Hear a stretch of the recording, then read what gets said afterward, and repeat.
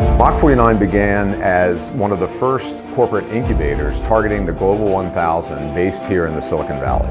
And they took off like a rocket. We've worked with over 30 of the Global 1000. But the relationship with TDK has really been special. I think it's almost like the Pareto optimal model of starting a corporate venture fund. The first thing you really need is you need someone with vision. You need someone who has kind of an ideal that they're trying to reach.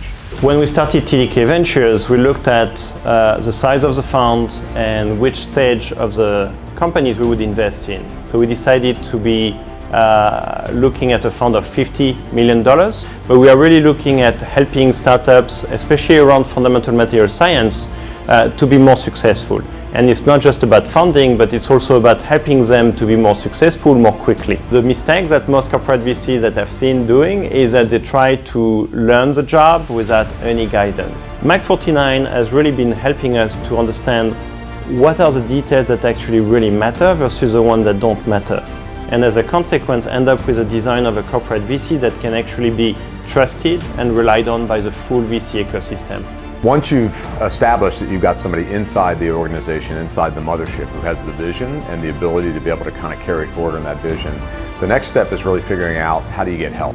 The thing that I've been very impressed with is the receptivity of the senior management at TDK to this notion of wanting to go out and explore these new worlds, to go out and find new areas of growth for the company that are going to really pay off over the course of the next 4 or 5 years.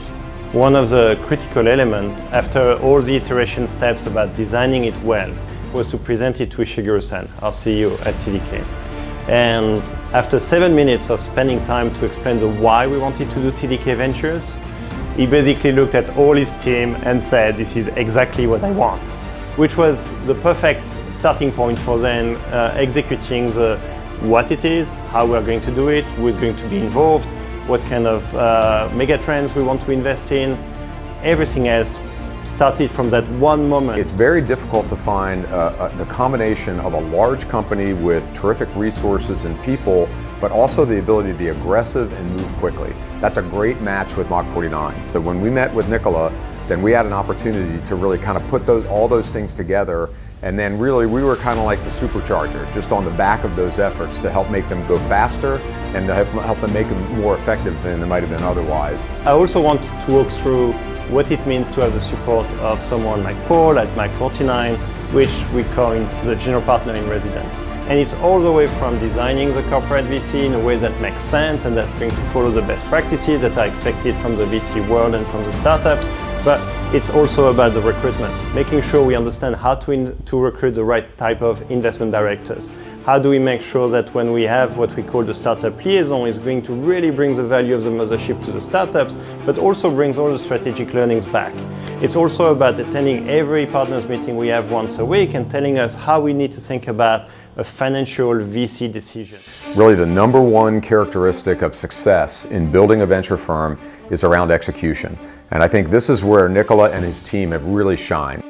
They were able to, in a very short time period, 6 months or less, coalesce around the vision of creating a brand new corporate venture firm for an 85-year-old company.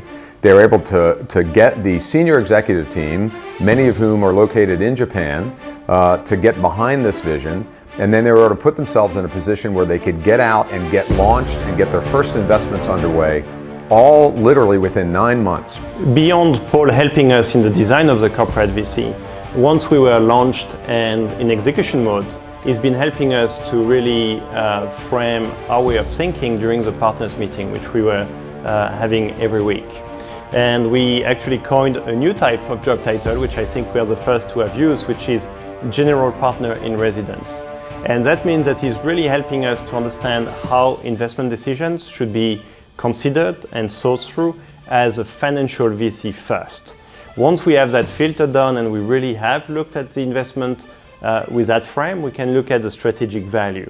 And when you combine the two together, that becomes really powerful because we start to have confidence that it's not just an investment that's strategic, but that also makes sense from a financial VC point of view. We find at Mach49 that we do best when we have an internal entrepreneur, somebody who really behaves like a Silicon Valley startup CEO in getting their vision out there and getting started. And I think one of the reasons why the executions work so well at TDK is that Nicola behaves like that, and he was able to coalesce people around him. They saw his leadership, they believed in it, they got excited about what it is he was trying to do. And he was relentless in going forward in establishing the relationship, setting it up correctly, getting the investment committee organized in the right way, designing it in the right way, hiring the initial team out of the gate, including bringing over a very strong resource from Japan who's going to help the startups get connected back in the mothership, which is actually incredibly important, all the way through to a very, very well executed launch. And now, the company is on its way and out in market, already making 2 or 3 significant investments.